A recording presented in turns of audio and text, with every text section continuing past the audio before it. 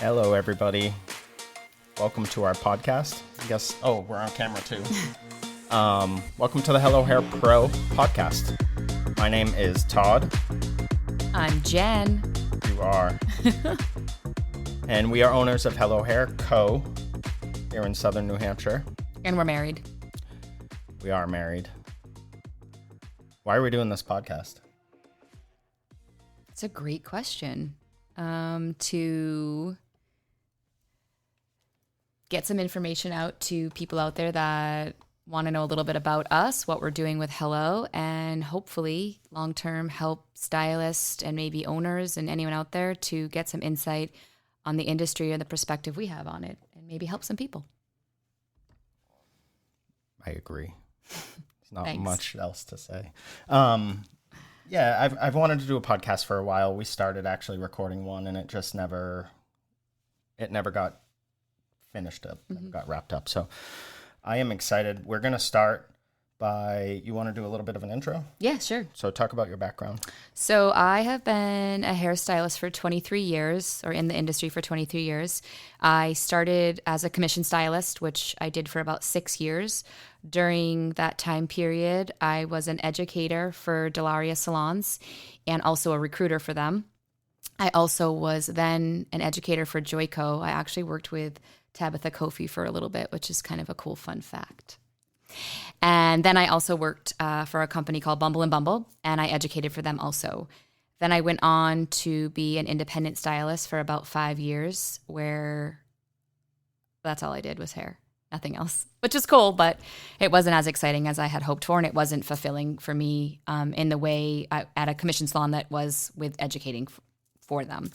So that's where I started a salon with a partner for about maybe 8 or 9 years, and started back on my education background. I did some apprenticeships. I apprenticed some people who are still actually doing hair, which makes me very proud.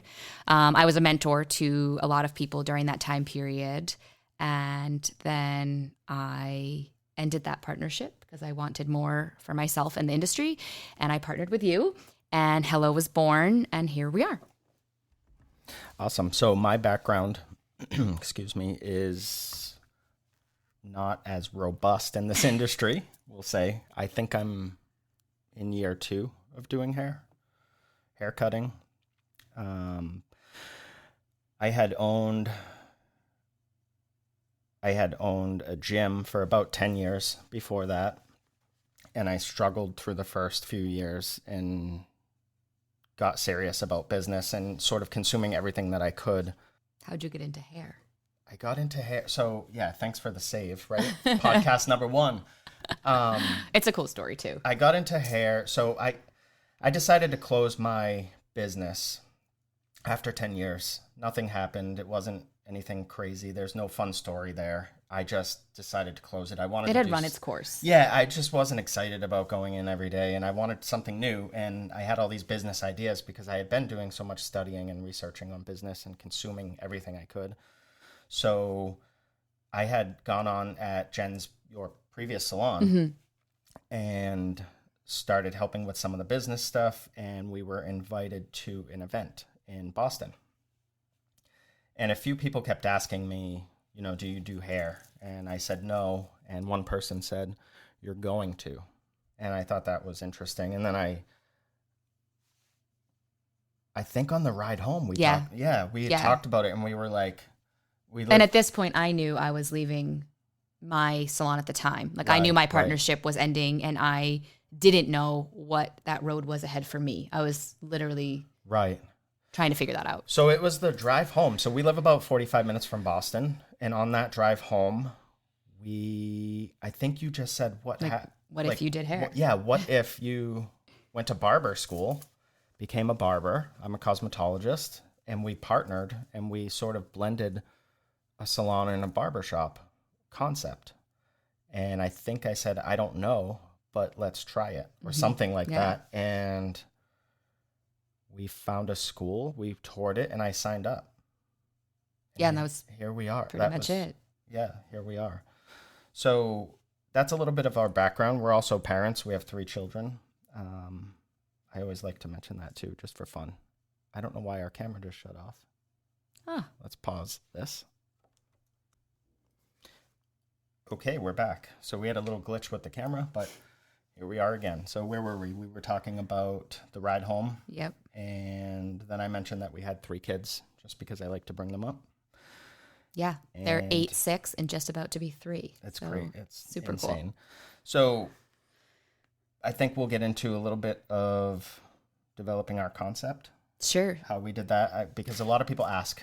I get asked that a lot. Agreed. So let me touch back to, for me, when Todd had joined into my last salon, one of the things I was searching for was what's next, and I wasn't able to get there, and I didn't know how. I knew I wanted to do different things, but I was scared, put it that way.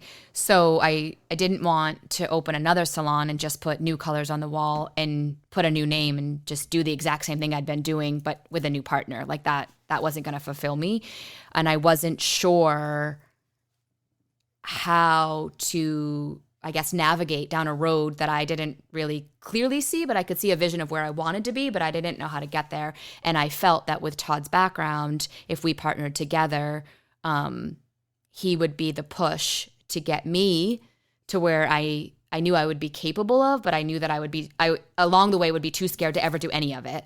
And with his new into the industry, his vision would be completely different than mine from being in there for 23 years. And we would have completely different opinions on what that looked like. And fights. And bringing that together is really what I felt would get us into this industry, doing it differently, and have more of a modern vision on how to salon differently. And that kind of is what started the concept of Hello. I remember when I came on at your last salon, I had all these questions because I wasn't from the industry, and things about, we're going to definitely talk about in future episodes, but things like pricing structure, I didn't understand a lot of that. And just things, the way that salons are, I guess, just sort of always been run. And the answer I kept getting from everybody in the industry was, that's just the way it is. I was going to say, funny enough, I didn't really know pricing structure either. I just took from what I knew, what I used to charge, and created a new thing out of that. Right. And so everyone was just sort of piggybacking off. And part of when we laid out the concept for Hello, it was asking the question of why. Every time we made a decision, it was why. Why are we doing this? And if the answer was someplace down the street is doing it, or that's just always how it's been done, we scrapped it. That wasn't good enough. It wasn't. Yeah, that's just not good enough when you're trying to open and create something different, but something that's successful as well. Because most salons aren't successable. They're not. Yeah. They don't profit at all, and if they do, it's very little. And that pretty much led to laying out, which was new for me. I had a mission statement for my last salon, but not core values to help answer those questions. So anything that came up, we knew if we had a list of the core values that we stood for Hello, then we could both answer anything that came our way, knowing that that's exactly how we were to follow in order to answer correctly. If that makes sense. Correct. So I think a lot of people I know a lot of people that I speak with about business, they start with things like a logo and a color scheme. Mm-hmm. When in reality, you don't have anything to base your decisions off of. So it's really important. We started with our mission and vision. Mm-hmm. Now, fast forward, we had a pandemic, which we'll talk about in a few minutes, but that stuff changes, but you need to have that stuff laid out. So we took the time to lay out our mission statement and our vision and our core principles, which our core principles are how we make every decision. If a decision, no matter how big or how small, comes up and it doesn't serve our core principles, our core values, whatever you want to call them, the answer is no. Right. We don't do it. It's too risky. Do you want to talk about any of those specifics? Or I know fun was one of the big things. Yeah. So that was the other thing. When moving into Hello, I wanted to have fun and not take myself so seriously, and with that, inspire others and all that. But the fun factor was huge. And then coming out of where I had been, integrity was huge. innovation, and education. And those were kind of non-negotiables for me. Fun being actually first, because if you're not having fun, I don't know what you're doing. And if you're in a creative field, you've got to have fun to feel creative, in my opinion. But so laying out some of those, and actually fast forward to where we are today, a lot of stuff has changed in Hello because I've reevaluated. We look at those core values, and some stuff I picked in the beginning didn't align as well as I thought they did. And that's been, kind of fun to switch it. Like, hey, this isn't working. Why? And, oh, it doesn't meet these things. That makes sense. We need to do this differently. Having that sort of foundation of your business is really important. And one of the things that I love to talk about with people is being able to pivot. So when something no longer serves you, you've got to be able to let it go. And I think we've, over the last, all of us, anybody listening to this, everyone went through that pandemic. So there was a lot of pivoting and moving parts and things. Absolutely. And we noticed in the hair industry, but in every industry, where do we want to go next? So, well, we can talk Go ahead. a little bit about the name, how it maybe. Do you want to do? Yeah, we'll do the name now. I think people ask me often, like, where did the name come from? And actually, you can explain it better than I can, I feel. So we had laid out a whole bunch of different names, and it was just like throwing ideas out there. I don't know if there was a lot of rhyme or reason in the beginning. You had seen it on a product or another salon or something. You saw it. You came to me and you were like, what do you think about Hello Hair? And it sort of clicked for me right away because you were, like, for me, I was new to the industry. So it was like a way, I was like, Hello Hair, here I am. And for you, it was like you had not stepped away from the industry, but I was burnt out. You were burnt out, and you were like, hello again, hair. So it was important for us to create a collaborative workspace, and we went back and forth with collective, collaborative. It was never company, even though that's what everyone says. I get phone calls, and they're like, is this Hello Hair Company? And I just say yes. What? Yeah. We are not Hello Hair Company, but I don't argue with people. I just let them say whatever. Doesn't matter to me. But so Hello Hair, and we threw the co on because we were going back and forth so much. Like, should we be collective? Should we be collaborative? And by just abbreviating it as co, we solved the problem and we moved on because there are much more important things to do with a business than the name. And the co was important because very. I thrive in a team setting. I need community, team, culture, all of that. I want people that want to bounce formulas off each other, that just get so excited about talking about hair.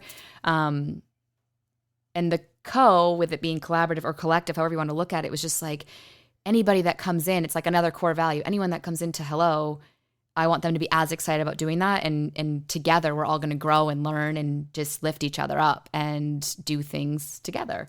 And that part of in the name really just reminds, me or anyone coming in that it's important that we're working together and we're excited to be doing this together. Agreed. So part of this podcast, YouTube, the things that we're doing include helping people through their problems. And we faced tons of problems. I mean, every business is going to face certain issues. So I know we have a short sort of list that we can work through and talk about. Do you want to start with anything specific or just run down the list? You can go down the list. Okay. So I think the first thing you need to do, actually, the first two things we had kind of go together because we worked at them at the same time. But yeah, simultaneously. So financing, you've got to secure your funds. Mm-hmm. And so we worked with a couple of different companies and looked at different rates and worked through all that. I don't know. You were sort of more on that. Do you want to talk about any specific things or? We ended up going in a financing direction that actually I think now I would have gone in a different one because you learn as you go. But for me, it was really, you first need to know how much money do you need, right? What is your equipment going to cost? All of those things, your build out, and any resources you're going to need outside of that. And that number can be very difficult to come to just because there's so many moving parts to it. So in one sense, I would say you want to almost overestimate, don't under, so that you'd rather not run out of money in that sense. I do feel like a lot of people do that, though. They try to keep everything as low as possible, where you might actually want to overestimate for some sure. stuff. And then have it left over, or you don't need it, or what have you. Right. And it's actually, way easier to cut things down. With the pandemic, thank goodness, we had money after, so that as we weren't able to open in March when we were supposed to, we were still able to float until we could get open. So thank goodness that was a strategy that we followed for sure. But I think it's just going through the financials and figuring out what you need, and then making sure you're reading all the fine print so that you understand what you're signing and what your terms are. Really important. For sure. So another issue we faced was location. So finding a location was not the easiest thing. I toured some horrible spots. I looked at a building where we had to have an engineer come in, and he said, "Todd, I need to get under this building and jack it up so it's level, and then we can start from there." And I was like, no, we can't. It was ridiculous. And then, of course, there's a salon in every single plaza already. Mm-hmm. So we actually found a location that was a salon previously, and it had been closed for a year. Maybe, yeah, a bit. So it was just sitting there. And that brings us to our next point. So layout and design, when we took the space over, it was tragic. I don't know. It was the first space, though, that you and I both went in, and we started to see a vision. So we had the vision. We were able to... It was in rough shape. There were some smells. It was bad. The flooring, we needed to gut the place completely and take down almost every interior wall and floors and ceilings and everything. Yeah. So we worked through that, and it wasn't on our own. We had to basically assemble a team. So we had a designer who was amazing, and he really helped us we built custom furniture. Yeah. So we needed that. Yeah. We couldn't have done that on our own. But we brought him into the space to just go over what we saw for the space and ask his opinion. He's been in the industry longer than me, and then ask his opinion of what he saw in the space. And he actually saw something that he would have changed, that he recommended, like, I would do this over this. And we ended up going with that, and very happy that we did. But it was great to see another set of eyes on the space with a new perspective. Yeah, I mean, I remember sitting in there with David, our designer, and just spending time, just like moving through the space and going over possibilities and making sure that we didn't rush any of that, because we sort of knew we had a concept, a loose concept that was sort of open, modern. I don't know if industrial is the right word, but we had some ideas for. We wanted it clean and simple. Aesthetic, yes. Not like a home, Correct. where people put a bunch of crap in it. Yes. So having a designer was really cool. And then we got to a point where we realized that we did, in fact, have to completely trash the place, and take walls down. So we ended up bringing in an architect, which she did once over, and she approved everything. And we got permits and moved forward. Yeah. That was how that went. There was a desk as high as my head, by the way. There was, and I don't think I have access. I don't think I have the video anymore, but I'll see if I can find it, and we can clip it into these clips or whatever we're gonna do with this YouTube stuff.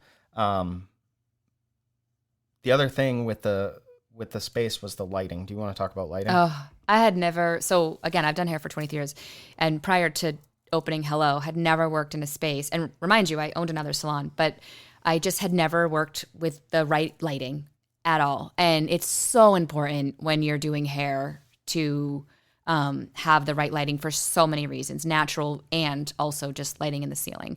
So that was probably the top of my list of where I wanted our finances to go first, and make sure that lighting was appropriate.